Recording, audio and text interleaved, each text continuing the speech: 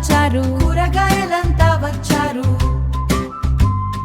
Broccoli teacher కళ్ళజోడుతో class కి వచ్చారు, class కి వచ్చారు.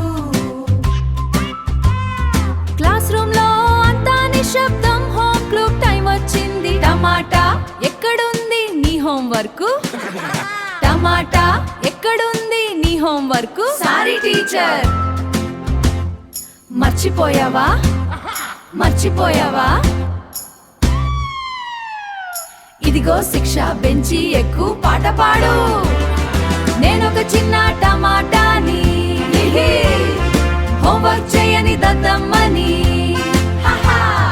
గుండ్రంగా ఎర్రగా ఉంటాను, పాట పాడి నవ్విస్తాను, పాట పాడి నవ్విస్తాను. ఎలా ఉంది శిక్ష?